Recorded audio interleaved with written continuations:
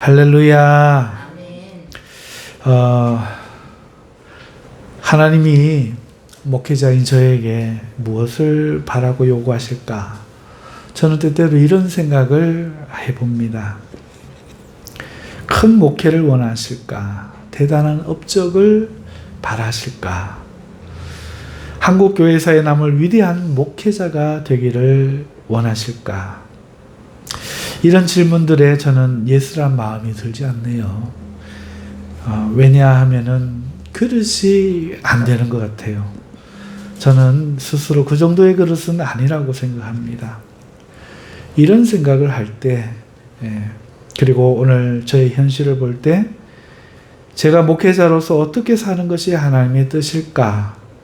이런 것에 대답을 잘 하지 못하게 되더라고요. 그냥 평범한 목회자로 살아가는 것, 그게 무엇을 말하는 걸까 모르겠어서 말이죠. 그렇게 대답을 얻지 못할 때 반대로 이런 생각을 합니다. 나는 목회자로서 어떤 목회를 원하는가? 나는 내가 원하는 건 뭔가 하는 거죠. 하나님의 뜻은 모르겠어요. 그럼 나는 뭘 원하는가? 다행히도 이것은 제가 대답할 수가 있었습니다. 저는 설교를 잘하는 목사가 되고 싶더라고요. 그게 제 바람 같아요. 설교를 잘하는 목사. 솔직하고 냉정하게 저 자신에게 솔직하고 냉정하게 저를 살펴보면은 기도하는 일에 1등 목사가 될 것 같지가 않아요. 그런 열망도 없어요. 목사로서 이런 말하기 그렇지만 전도에 목숨 걸고 싶은 마음도 또 그런 불꽃도 없는 것 같아요. 전도를 하고는 싶은데 전도에 내 목숨 걸어야겠다. 그렇지는 않더라고요. 그러면은 대형 교회로 목회자로 성공시키고 싶은 그런 마음은 있는가? 그것도 없어요. 대형 교회를 좋아하지 않아요. 솔직한 제 바람은요, 교회 규모는 그냥 그 교회가 빚 없이 운영할 정도면 좋겠어요. 좋은 장로님들, 권사님들 계셔가지고 저는 교회 걱정은 하지 말고 그냥 맡겨놓고 그래서 말씀 연구하고 묵상하고 그래서 다른 목사님들과는 차별되는 탁월한 말씀을 전하는 그런 목사로 인정받고 싶다 하는 그런 마음이 있더군요. 하지만 제 현실은 그렇지 않습니다. 교회 규모도 적고요. 교회 걱정을 제가 해야 하고요. 설교에 특별한 재능도 없는 것 같아요. 앞으로 대단한 설교자가 될 것 같지도 않습니다. 저는 이렇게 스스로 물어봐요. 그러면 나는 무엇을 해야 하지? 많은 시간을 두고 묻고 지금도 또 묻고 있습니다. 그리고 언젠가부터 이런 생각을 합니다. 나는 기존 신자들을 데리고 하나님 말씀을 잘 전하는 목회를 하고 싶었구나.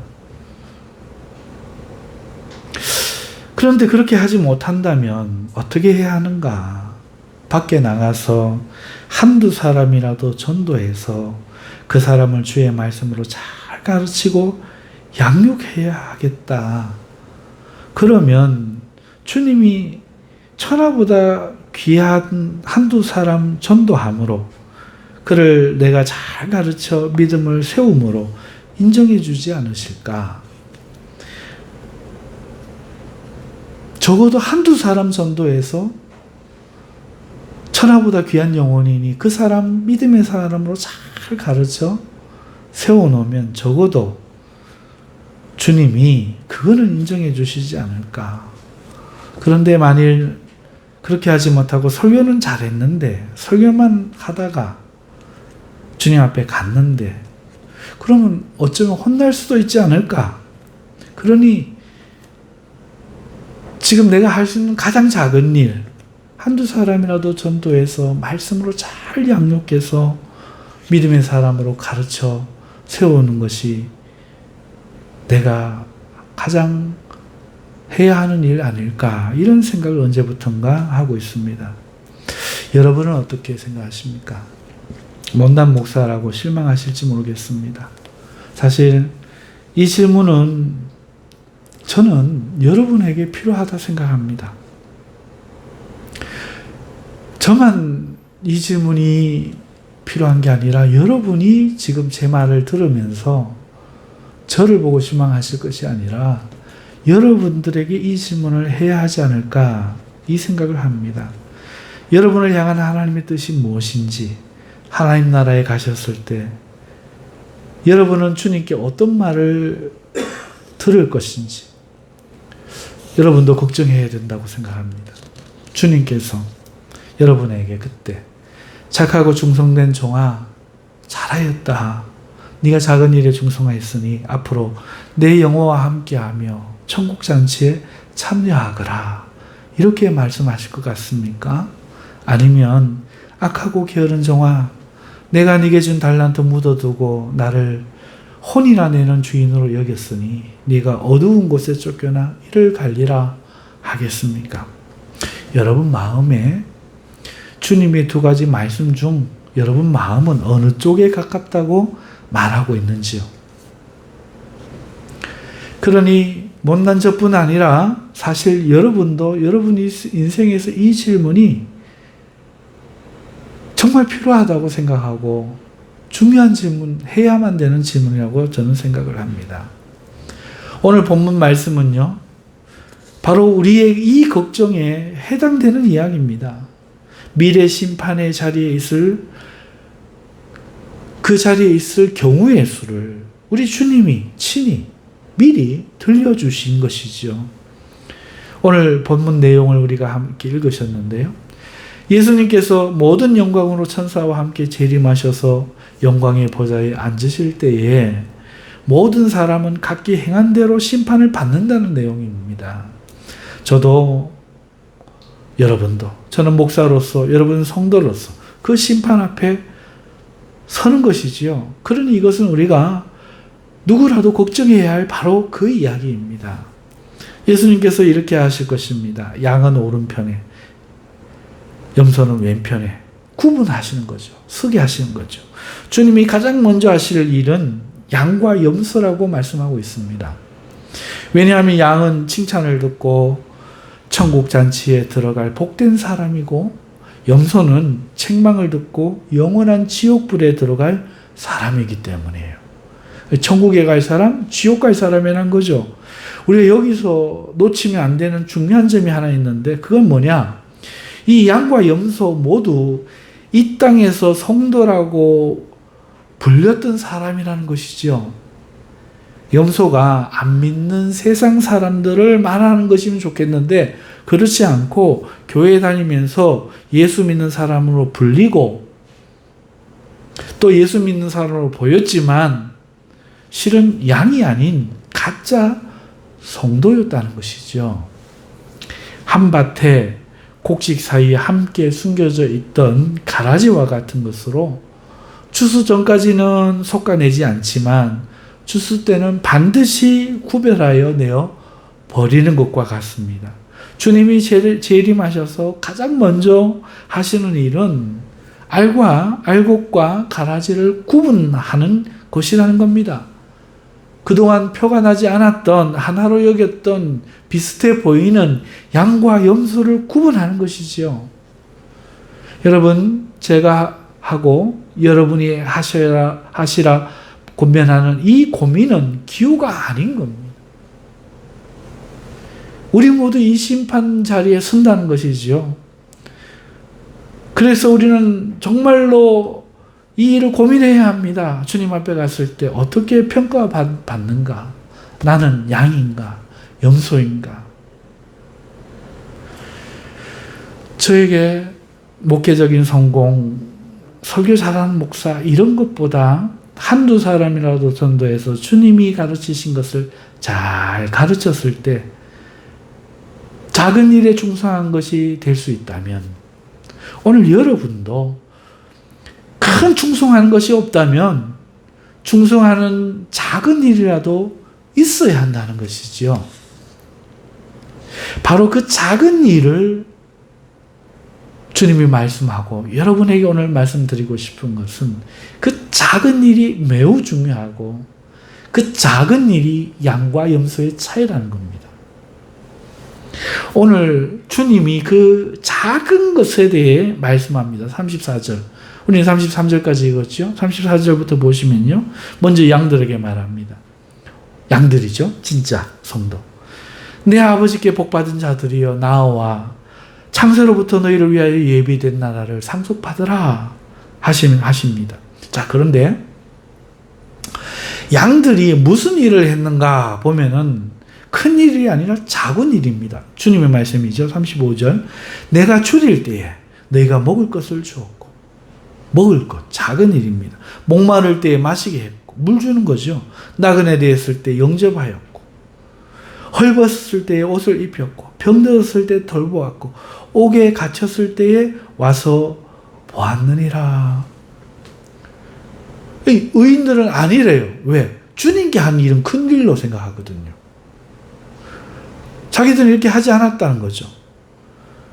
이 일이 너무 작아서 본인들은 모릅니다. 37절에 보면은 이에 의인들이 대답하되 주여 우리가 어느 때에 주께서 줄이신 것을 보고 음식을 대접하였으며 이렇게 큰 일을 했는데 주님 식사 대접했는데 우리가 모를 리가 있겠냐는 거죠.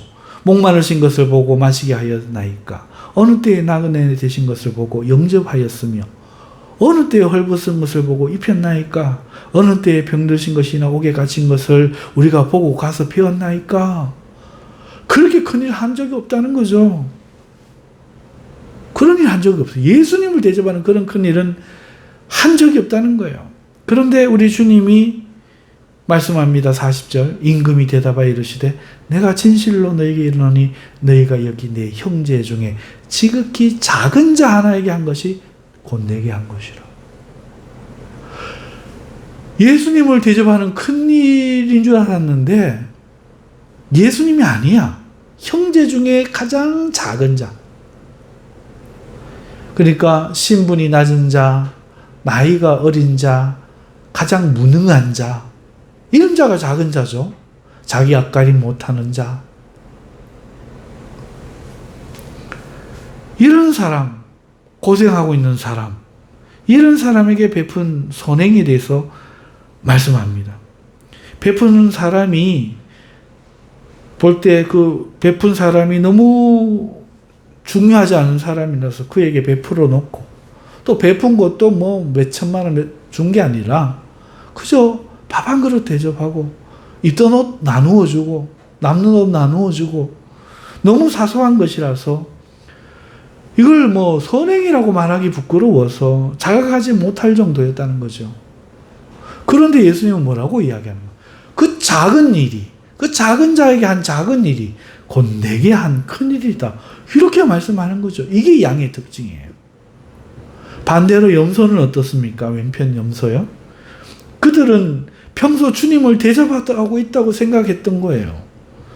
그래서 주님이 저주를 받은 자들아 나를 떠나 마귀와 그 사자들을 위하여 예비된 영원한 불에 들어가라 하실 때 반감이 생깁니다.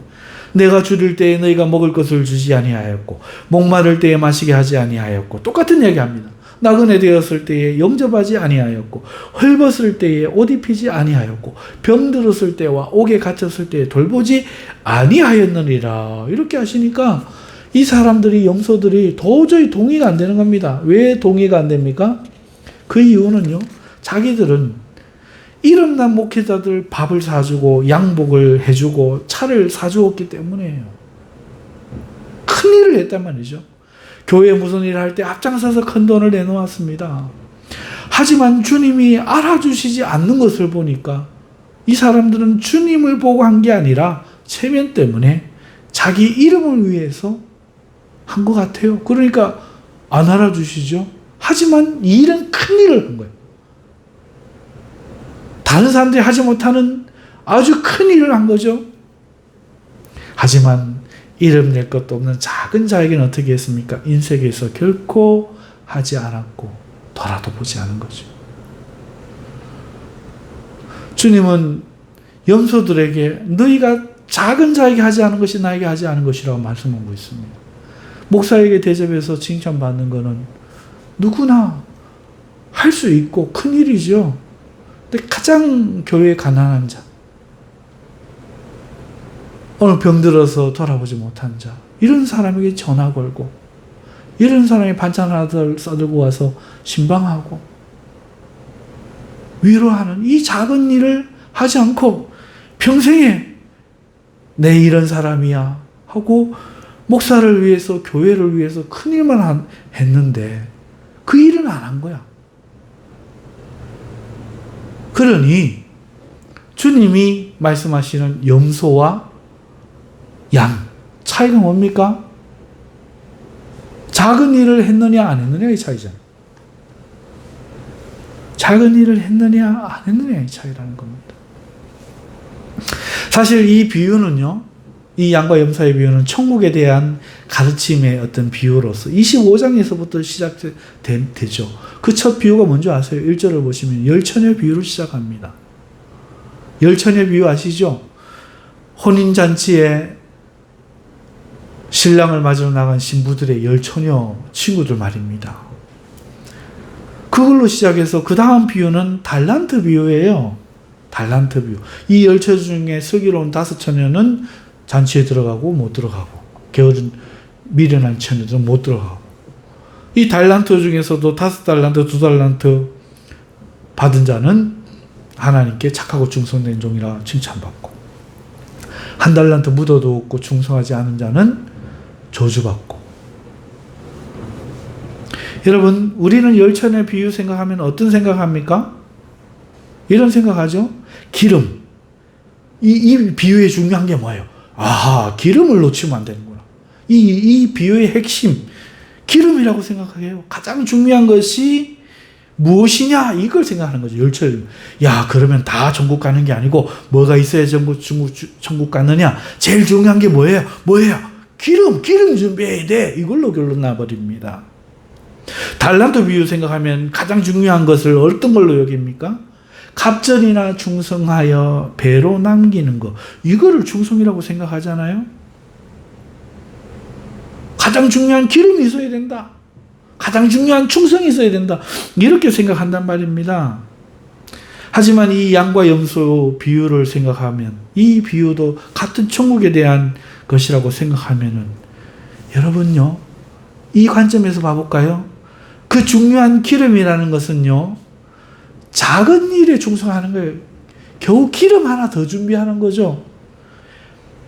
1달란트 가진 자에게는 없었던 착하고 충성된 마음이란 이 작은 일에 충성하는 마음 아니겠습니까?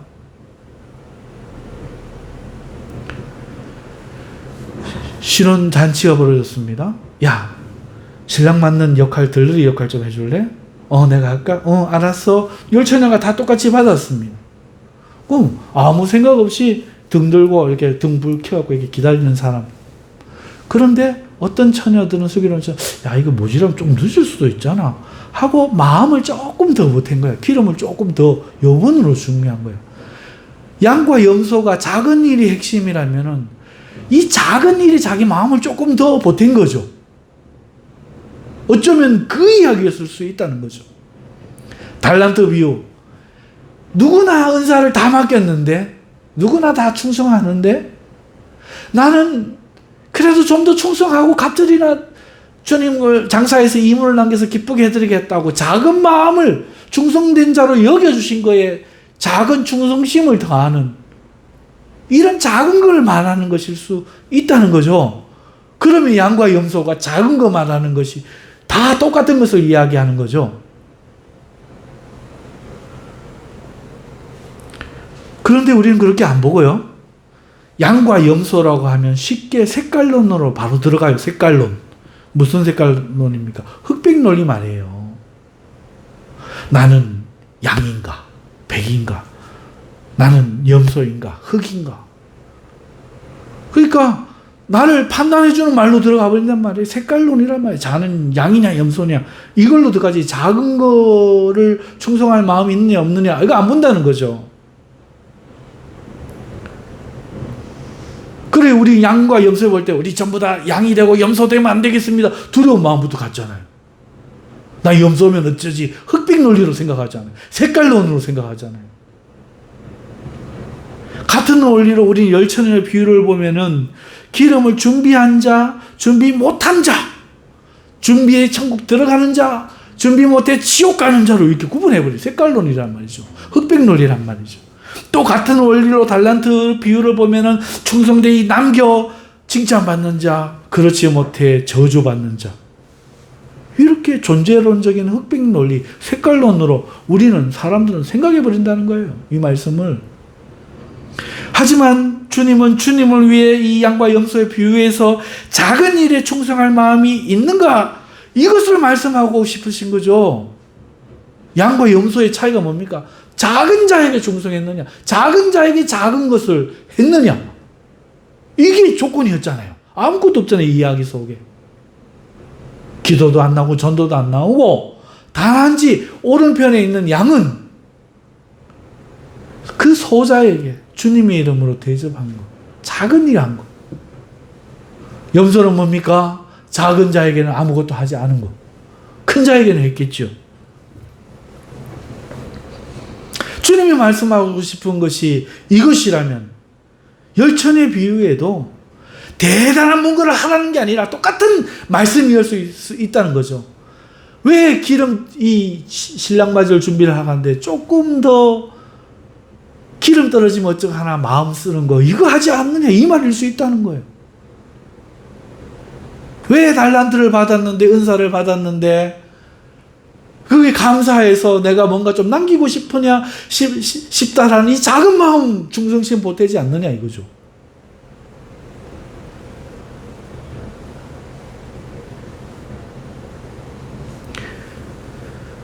여러분, 등 준비하는 사람이 기름도 더 준비하는 이 일은 큰 일이 아니라 작은 일이라는 것이 핵심이고, 나라를 구하는 일이 아니라 맡은 일에 모질할까봐 조금 더 준비하는 작은, 여기에 핵심이 있다는 것이죠. 하나님이 달란트라는 은사를 주셨는데 이 또한 달란트를 만들어야 한다는 것이 아니라 주신 달란트 감사해서 충성하겠다는 작은 마음가짐을 말하는 것이죠.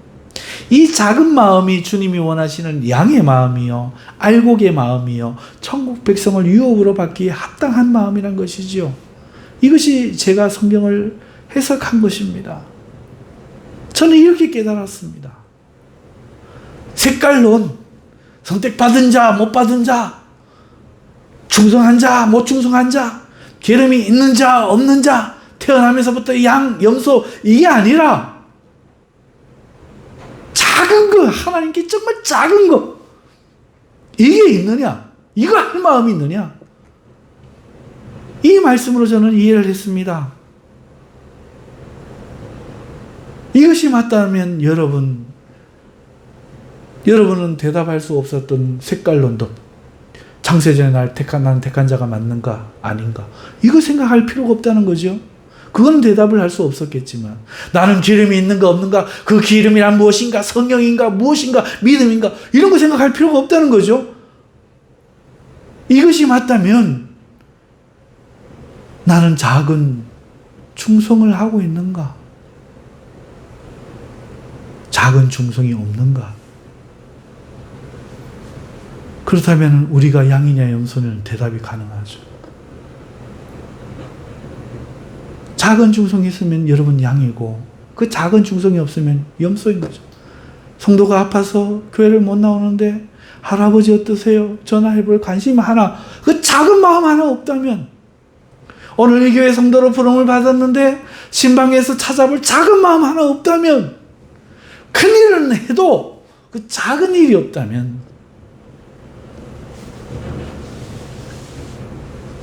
여러분, 양은 작은 것입니다. 작은 것. 남들이 돌아보지 않나, 인정해 주지 않을 것 같아. 했는 본인조차도 이거는 무슨 선이라고 말하기 어려운,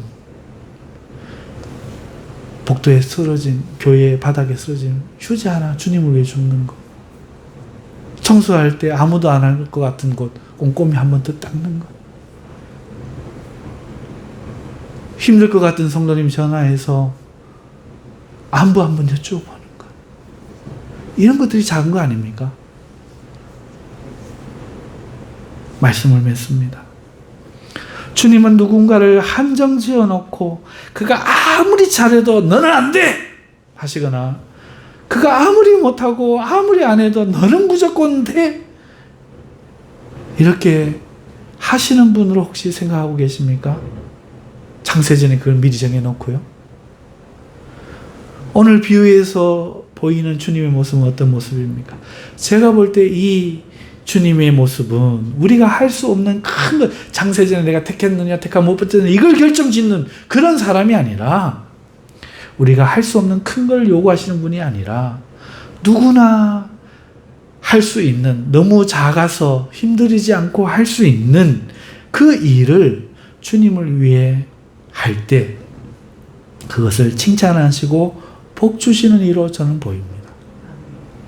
비록 그것이 혼인잔치 신랑을 맞는 신부 친구들이 기름을 조금 더 준비하는 것처럼 작은 마음가짐, 작은 어떤 배려, 이것처럼 재림하시는 주님을 기다리면서 내가 그 주님을 기쁘시게 해서 작은 마음을 이 땅에서 더 쏟는 것이어도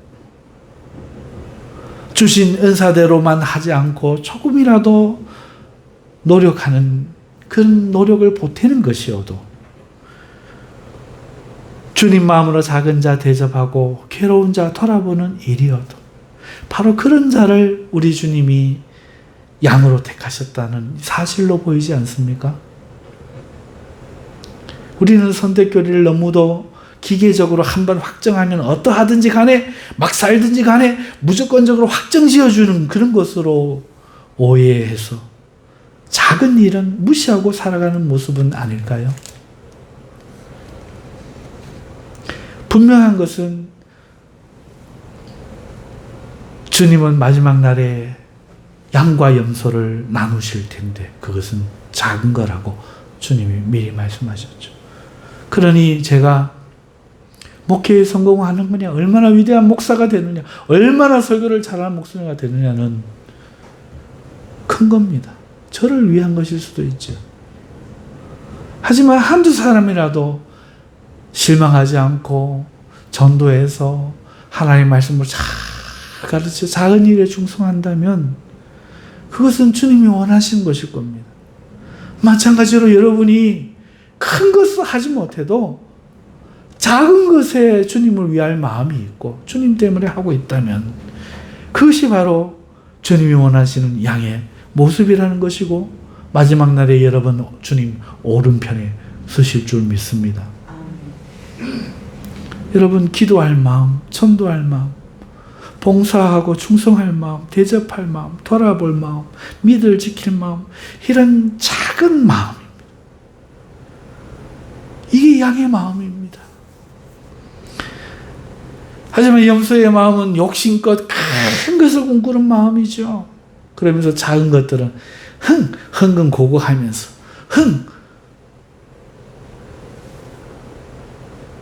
청소부 주제에 이게 염소의 마음이죠. 나는 교회를 지었어. 이런 마음이죠. 여러분 어떻습니까? 염소의 마음과 염소와 양이 구별 가십니까? 오늘 제가 여러분에게 성경으로 해드린 해석이 진실이요 진리인 것을 믿어지고 깨달아지십니까? 그렇다면 여러분은 이제 저와 같은 고민하십시오. 양으로 서시겠습니까? 염소로 서시겠습니까? 사랑하는 성도 여러분, 작은 것에 충성할 수 있기를 주님의 이름으로 축원합니다. 우리 동성으로 한번 기도하십시다. 하나님께, 하나님, 제가 양과 염소를 스스로 결정하지도 못하면서 나는 염소를 잃지 않을까 걱정하고 나는 양일 것이라고 생각하고 그렇게 살지는 않았습니까? 하나님 불쌍히 여겨주시고 오늘 이 말씀을 통해서 내가 주를 위해 수고하고 섬길 수 있는 작은 일들에 내 마음을 쏟을 수 있는 그런 양이 되게 하시고 그런 마음을 갖기를 원하오니 주여 축복하여 주옵소서. 우리